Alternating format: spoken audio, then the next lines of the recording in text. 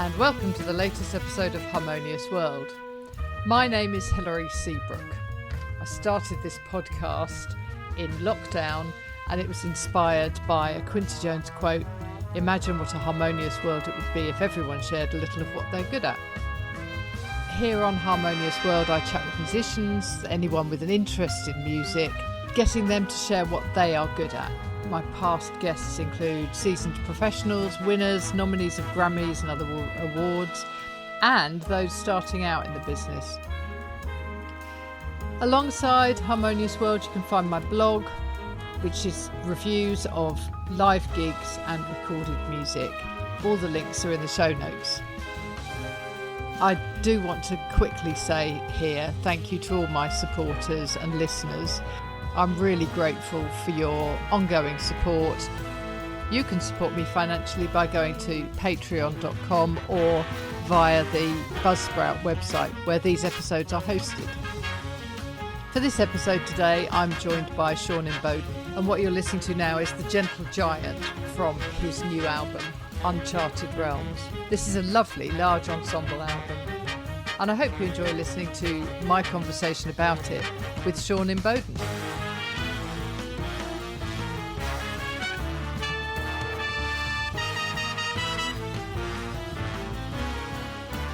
Hello. Hi, Hilary.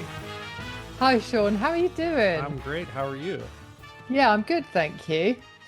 Thank you for joining me on Harmonious World. I am really excited. This is a great album. Thank you. So Uncharted Realms is the second album of your kind of big band era. Yeah, that's right. We did the first one last year, Communal Heart, and this is the second one that just came out. And we actually, just last month, we recorded the third one. So we're going to have a third one coming out next spring. And if I can, I mean, this might be too unrealistic of a goal. Hopefully not. I'd love to do one every year if we can make it happen.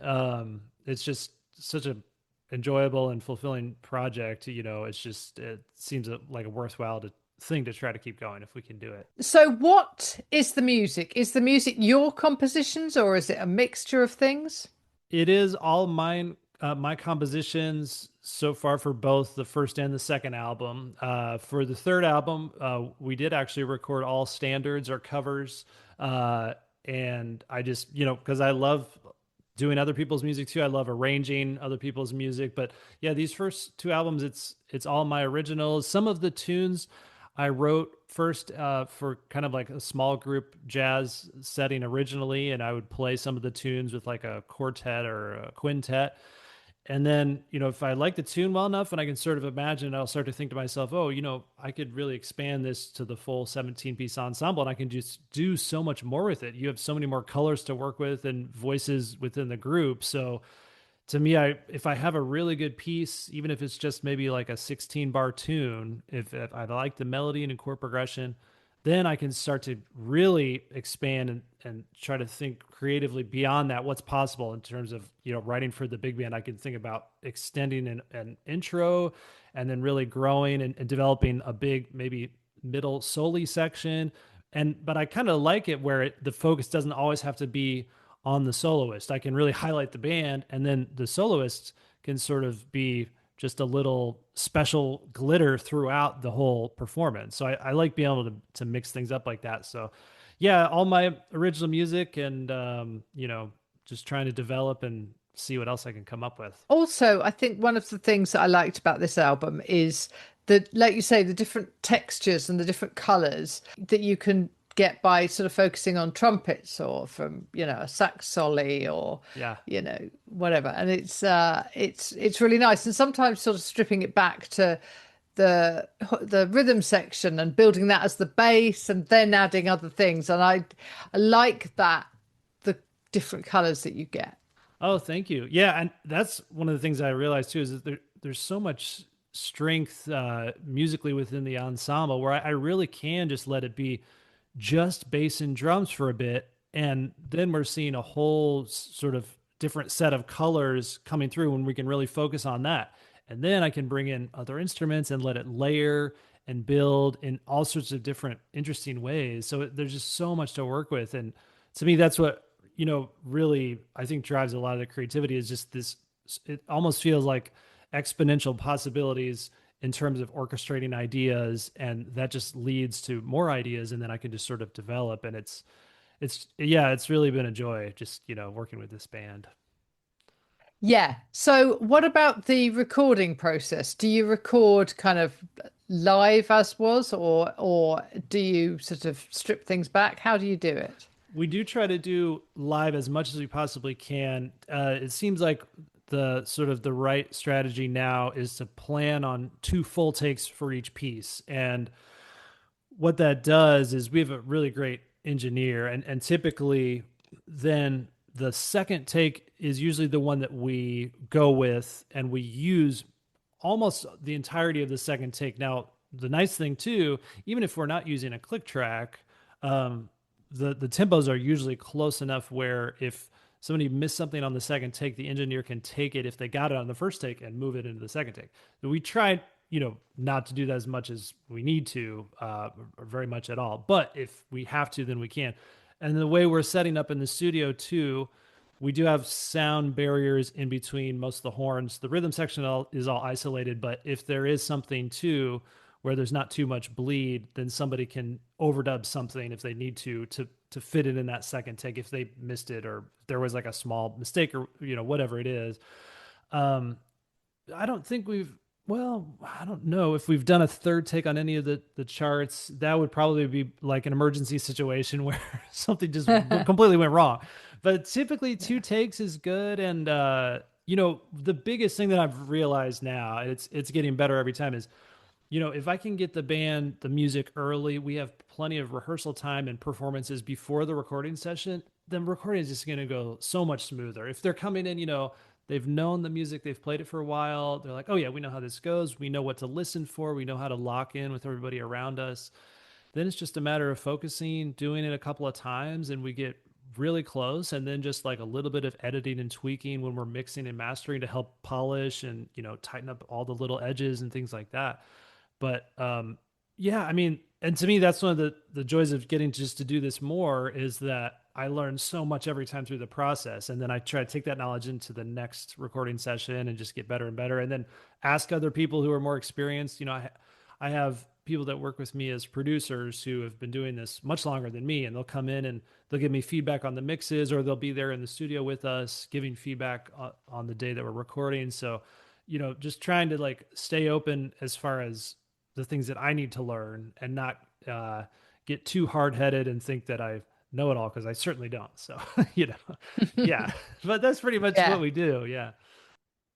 Yeah. It was interesting what you were saying there about, if you've got a group of musicians and you're rehearsing and then you're performing, if you then take those pieces into the studio, there is a familiarity that then allows for the corners to be knocked off it a little bit in terms of, it feels a little bit more not easy. I don't mean that, but it just feels a little bit more straightforward that you know what you're doing. Everybody knows what they're doing. Absolutely. And it gives another level of a sense of freedom throughout the band because it doesn't necessarily mean that it has to be so set where you're playing exactly maybe what we played last time because they know how it went last time. And now if they want to, they can slightly deviate in certain places if they feel it in the moment. And just to have that flexibility, they don't always have, especially not if they're like sight reading something new or it's the second or third time they've played something. But once they get comfortable with it, it opens things up and then they can say, oh, why don't we try this here? Especially with the rhythm section. I'd love just to let them have their freedom because when they do that, then they can really shine and do their thing. Whereas if I'm forcing them to just play always what's on the page, that's not necessarily best. So we learn what's on the page and then we can sort of deviate as we feel it's necessary or interesting in the moment. Yeah, one of the things that I find really interesting is as tunes or compositions develop is the idea of tempo and how tempos change because you sometimes, as a composer, you come up with something and you go, right, this is how it's going to go and it's, whatever. And when you actually do it in performance, sometimes it's like, actually, it needs to be slower or it needs to be faster or this section needs to go a different speed or whatever. Oh, absolutely. I mean, tempo is such an interesting element of this whole thing because it can be, and sometimes if it's like 10 clicks too fast, it's like you're all of a sudden you're like, oh no, that's wrong. We got to take it down. And you just feel that. And that's what the things are. Some tunes feel like they can be played at almost any tempo, at least for me. And then other tunes feel like it needs to be at this specific thing. And so, yeah, one thing I really like trying to do, and I think I'm getting better at this too, where I allow more input, especially from like the rhythm section, because they're so always thinking about tempo and they're always like playing the tempo all the time and locking in with each other, is getting their feedback. Even in the middle of the song, I remember this happened just not that long ago on one of the gigs. I'm looking at the drummer and I'm saying, are we a little fast? And he's like, no, it's good. And this is in the middle of the song because I'm kind of, looking at him because he's the one that control it. He can bring it down or speed it up slightly if he wants to. So I'm looking at those guys and trying to get that feedback because, they know and they're in it, playing it. So, and trying not to be too much of like a dictator as a leader, but being open to that feedback in the moment and then letting things flow if they need to. So, Yeah, and I think drummers especially, that's part of their job, isn't it? Is to sit there and kind of feel where the tempo is and feel yeah. when it could go on a bit or it needs to be pulled back a bit. Yeah, for sure. And letting them do Yeah. that sometimes and just sort of seeing if they choose to do that and then, but not taking control, but letting it go where they feel like it wants to go naturally. That's such a useful skill. And, my background, even before I really became a band leader, standing out in front of the band, conducting a bit and counting off tunes, I was always just playing. And so for me, I'm glad that I had that perspective first as a musician because now I know what they're thinking when they're sitting there in the band. If they're thinking it feels good, great. If I can kind of be in their head and say, oh, this needs to be, we need to look at this, we need to fix this, tighten this up, or think about what's happening with the tempo. I have that perspective. So that's helpful for me. And I think the band can sort of recognize that too. But having that first, because we've all worked with conductors who, it was clear they never really sat in the band. They never had the perspective of being one of the musicians playing. Um, and so it's nice to have that too, and then just take that and be able to zoom out and then use that perspective when I'm leading the band too. Yeah. So, Yeah. this large ensemble thing for you is quite new, isn't it? Well, we actually started, let's see, we had our very first rehearsal, I believe, in, was it 9 years ago now? But we didn't actually start recording music until a couple of years ago. So we were playing gigs for a while. I was starting to think about recording and wanted to do it. And the first couple of times we tried, it was just too difficult either to get all the musicians together on the schedule and, figure out where we were going to do it, how we were going to fund it, all of these like sort of factors that were I was just trying to get nailed down. And then eventually got to the point after COVID, the music was sounded really good. I was really happy with how it was going and sounding and the arrangements and compositions and everything. And I was like, how are we going to do this? We got to figure out a way. And I thought, okay, we have this one studio not far from where we all are located. I know it's got a great engineer. I hadn't done a big band recording there, but I'd done a lot of small group work there. So I kind of talked to him and said, okay, could we do a big band thing? He's like, yeah, let's do it. And then I thought to myself, okay, we're starting to get decent crowds to come to our shows. What if I launched a Kickstarter just to see if we can get some crowdfunding for this first album? And luckily it succeeded. We were able to meet our goal for the Kickstarter. We scheduled the first album recording, and it luckily it went great. And so after that, I was just like, oh, we have to keep doing this. I love doing this. I'm really excited about it. So now we this spring we recorded the second one, but we also just got a 501c3 nonprofit status this spring, which means now we can get funding from foundations and other corporations, things like that. So now I'm trying to think more long term about how we can sustain this, how we can keep it going, and just trying to be creative, just as I am with the music from that business side of things, which is newer to me, but I enjoy it. I enjoy the challenge and learning new things about that too. So we're just trying to find ways of keeping the ball in the air at this point. Yeah. So, of course, I mean, this is only like, Mozart had people who commissioned him for stuff all the Yeah. time. This Hmm. feels a little bit more democratic because Kickstarter, I think, is a wonderful thing because it means, people can contribute 10 £10, $10, or they can Yeah. contribute $10,000 if they want to. And I really like that. Oh yeah, it's great, and one thing that it sort of did for me, it made me not scared to ask for help. That's something where I was always like, oh, I can do it all on my own. I can write the music, I can figure everything out, all the details on my own. And maybe I can, but it makes more sense when we sort of come together as a community. And that was really the impetus behind even the album title of the first album, Communal Heart, which was not only that sense of community I felt within the band, but then when we reached out and asked for help and said, oh, can you support this artistic project that lives in your community that we're trying to build? Would you be willing to do that? And luckily people said yes. So now I'm always thinking about that. And you never really know about something until you ask and you try. And the worst thing that would happen is they say no. And it's like, okay, that's fine. Maybe next time. Or they say no, but try this person instead. Or have you thought about doing this? And then you might learn something that you didn't know about before. So for me, it's just like, okay, I'm going to try everything. I'm going to throw a bunch of darts against the wall, see what sticks, and Yeah. just move on from what I've got. So it's always just a matter of not being scared to try or to ask for something. Yeah. It, the music business is definitely a business, and you've got to kind of work out how you need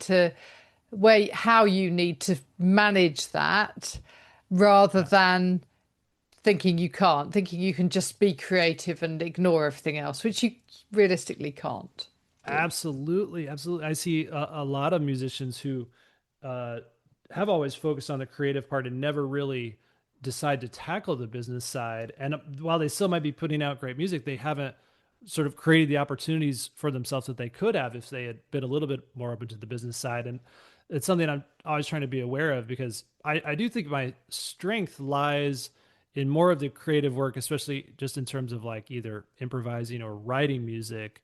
But yeah, you have to be willing to work within the world that we live in now, which has sort of set ways in terms of either booking gigs or working in studios or actually putting out music. How are you going to, are you going to get a distributor? Are you going to get a publicist or whatever you're going to do to actually put your product out there into the world? So you have to sort of see how the system operates and then choose to live in that, or if you choose to ignore it, you just sort of have to understand, maybe what you're missing out on. So just trying to be open for those possibilities. And I know even someone like you is very skilled and very experienced in all of that because of all the things like writing, performing, podcasting, everything that you do. You're someone who's Yeah. like really lived that and not been afraid to take on all sorts of different hats and skill sets. So I even Yeah. saw like on your podcast, I'm excited to go listen that you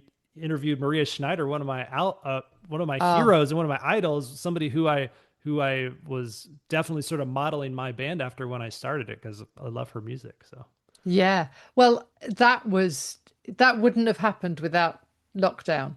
oh, sure. Yeah. Yeah. Because she's just so busy and Uh, she just wouldn't have had the time for a little and then I mean I'd only been going a couple of months then and oh, it was a really big thing but I'm actually finding that I interviewed Christian McBride and he gave me an hour of his time in London when he was here last year a yeah. couple of years ago and I think most people are kind of going, well, let's chat because people are interesting to chat to and then Yeah. interested in what we're chatting about and that sort of thing. So, but what you going back to what you were saying about, you have to kind of you either understand the business and go with it or you choose not to. And it's the Mhm. same with social media, I think Mhm. that I completely understand people who say I'm not going to do any social media. I'm just going to do it, you know. Mhm. I don't know how you get to audiences. I just genuinely don't know. Well, it's very tricky. And even for me personally, I've seen the power of even just one Facebook post, especially on like a local scene. So say like your personal Yeah. Facebook page is very good for the people that you actually know in person or live relatively close to. So if we're booking a gig, we have a really great venue here in Indianapolis, the Jazz Kitchen. If I'm booking a show there, if I want to sell tickets, I know I have to be active on my first personal Facebook page the couple of months leading up to that show. And it does make a big difference in terms of like getting the word out. And, there's the old advertising adage of like, you have to see something 10 times before you decide to buy it, even if it's something that you already knew you wanted. You just have to be Yeah. reminded of it and refreshed in your mind. So I think about that when I'm starting to get the word out about a performance.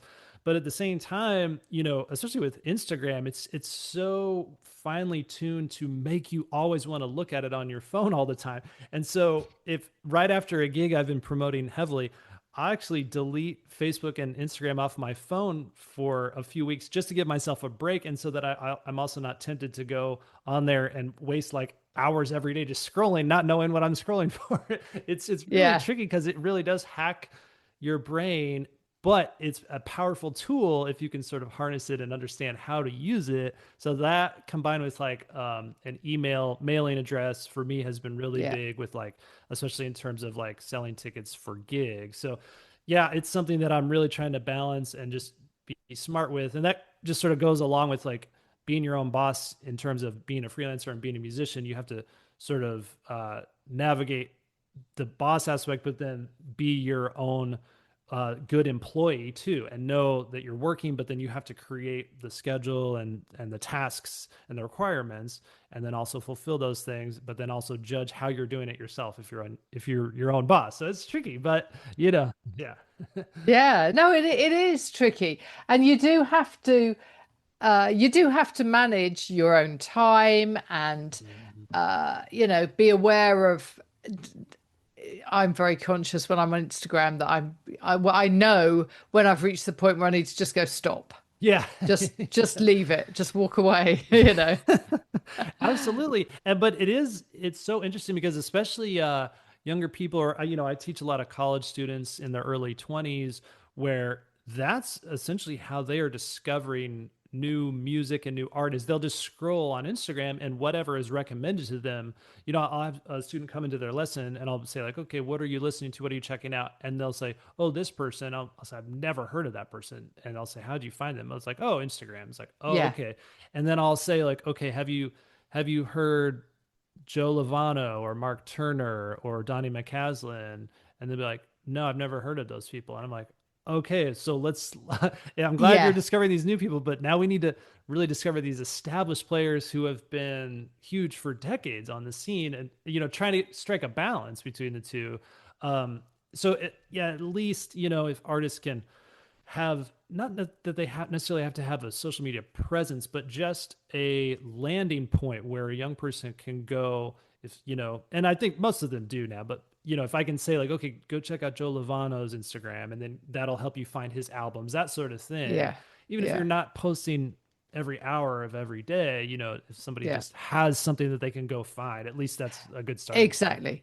Exactly. One of the things that, Joe Lovano is a great example because one of the things he does is he quite often posts pictures when he meets up with somebody, there's so another big name, and, Yeah. they'll just put a photograph up and, and that's kind of nice because it gives context and it gives a sense that they're out in the world doing their stuff.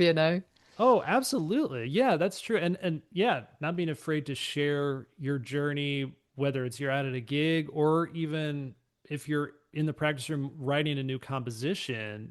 For me, Yeah. it's fascinating when somebody like Chris Potter posts even just like a minute of himself practicing because Yeah. he's on that level where I can still like just learn so much just by little peek into the window of his mind in terms of how he works creatively, how he works on his craft, and it's Yeah. inspiring too, just to see little things like that. So, yeah, I mean, it is tricky though to balance that with just sort of going into your creative cave and coming up with your creations and I think a lot of people just sort of want to wait until the final product is polished before they put anything out to the world. And I understand that, but if it's fascinating for artists and fans to sort of see a little bits and pieces of the journey along the way. So if you're willing to share that, it's, I think, super valuable. Yeah, I agree. And also I think, that thing about going in the creative cave, one of the things I really like is when I go, where's my phone? And I've Yes, forgotten where yes. I've put it because I haven't Oh, looked at it because I've just been doing so many, other things. I'm the But same exact way. I mean, for me, if ideally, if I can like not even look at my email for like 3 days, I know that's pretty much impossible because it's then I'm yeah, missing something or I'm not responding to someone. But it is such a sort of like a weight off of sort of the minute to minute processing of our brain if we're always looking at something and always responding to something. But if we can sort of take that away, I guess it allows it sort of a data detox mentally where then you can just sort of refresh and focus on what you're feeling. Maybe like actually look at a tree outside and fully take in its beauty as opposed to thinking about, oh, I didn't respond to that one person's email. And yeah. it's so hard to, yeah, to balance it. And so I know it's something we're all sort of trying to get better at, you know. Yeah, exactly. Absolutely. But in fact, it's interesting because going back to what we were saying, talking about tempo when you're composing and performing and stuff, and it's about tempo in your life as well, isn't it? You need the Yeah. downtime as much as you need the dancing around your kitchen kind of stuff. Yes. You know?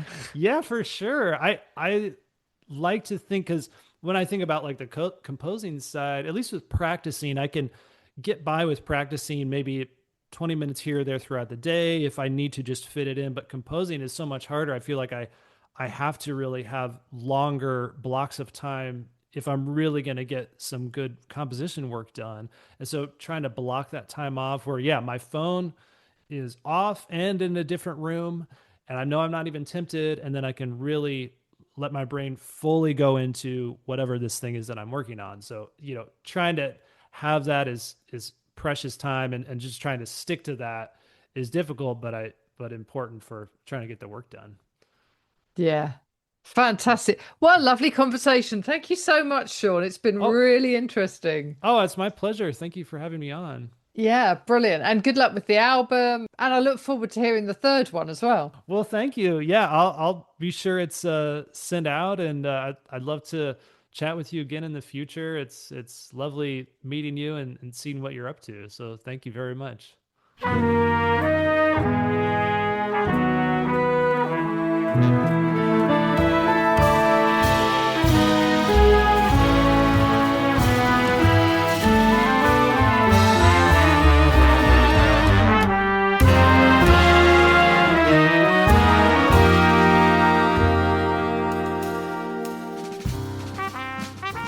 I hope you enjoyed listening to my conversation with Sean Imboden. What you're listening to now is When You Look Beyond, which is also taken from Uncharted Realms.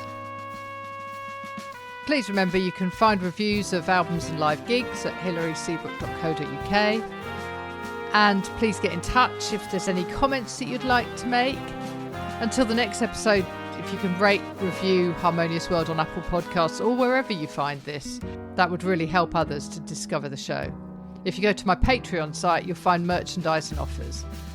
It would be great if you could support me, but thank you for listening. That in itself is wonderful. Have a great week.